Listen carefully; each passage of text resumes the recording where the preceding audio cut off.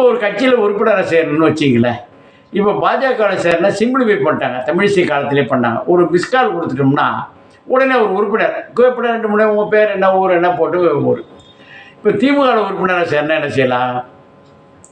ஒரு கட்சியிலையோ அந்த ஒன்றியத்திலேயோ அந்த மாவட்டத்திலேயோ போய் கேட்டோம்னாக்கா, மாவட்ட செயலாளர் கேட்டோம்னா ஒரு ஃபார்ம் கொடுப்பாங்க. அதில் 25 பேர் சேர்க்கணும். ஒரு ஆளுக்கு 10 ரூபா மேனி 250 ரூபா பணத்தை கட்டியோ இல்லை அவர்கிட்ட கொடுத்தாலும் வீட்டுக்கு கார்டு வந்துட்டு சேர்த்துருவாங்க. இது நடைமுறை. அதிமுகவில் அதான் ஃபாலோ பண்ணாங்க. காங்கிரஸ் தான் அது புறம்போக்காச்சு. அது கிடைக்க வந்தது வந்த மாட்டேன் கட்ட மாட்டானா கட்ட மாட்டேன் விட மாட்டான் அப்படி போயிட்டுருக்கோம். இந்த கட்சிகள் நிலைமை தான்.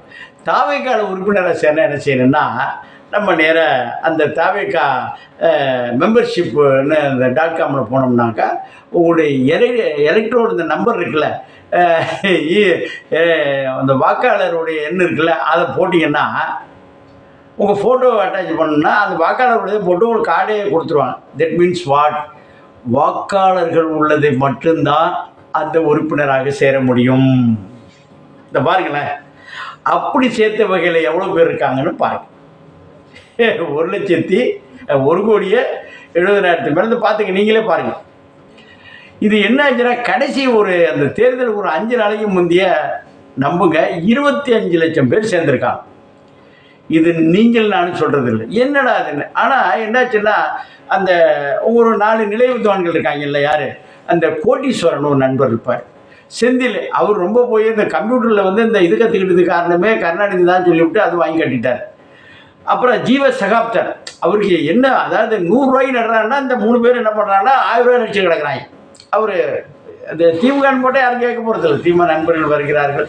இவர்கள் ஊடகவியலாளர், அறிவியல் ஆலோசகர், அதாவது அரசியல் ஆலோசகர், அரசியல் நிபுணர், இந்த மாதிரி ரேஞ்சில் பத்திரிகையாளருங்கிற பேரில் போட்டு பண்ணுறதுனால தான் கேட்க வேண்டியவர் பண்ணிவிட்டாங்க.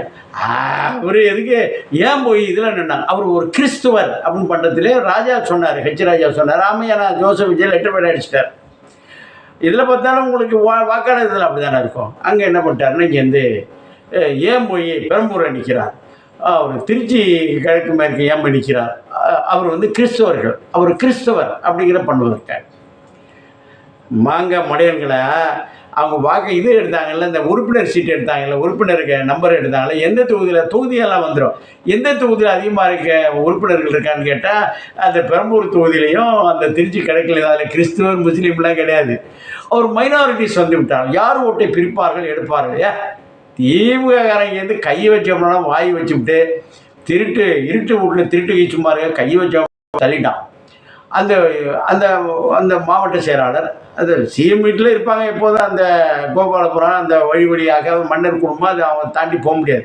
இப்போ மாவட்ட ஆட்சித்தலைவர்லாம் நீ என்ன தான் எல்லா டிபார்ட்மெண்ட் விளைஞ்சாலும் ஐஏஎஸ் ஆனால் தான் அது கலெக்டர் ஆக முடியும். அது மாதிரி எஸ்பியும் அப்படி தான். அது மாதிரி கருணாநிதி குடும்பத்தில் பிறந்திருந்தால் தான் அது பண்ண முடியுங்கிறது ஒரு எழுதப்பட்ட சட்டம். அப்படி பண்ணது தான் துரைமுருகன் என்ன பண்ணார், உடனே அவர் உதயநிதி இல்லை இன்ப நிதி வந்தாலும் பண்ணுவாங்க. அதெல்லாம் 90 வயசு ரீச் ஆனாலும் குசிட்டு கொடுத்து வச்சு இல்லைன்னா வெட்டி விட்டுருப்பான். இந்த நம்ம இவர் மதுரையில் நிற்கிறார்ல பழனிவேல் தியாகராஜா, அவர் தொகுதி சீட்டை கொடுத்துட்டு அவர் போய் ஒரு கேன்வாஸ் கூட பண்ணாமல் ஓடிவிட்டாங்க. கடுப்பாகி போய், ஏன்னா அவர் தானே எடுத்து விட்டது. இது ஒரு நிலைப்பாடு.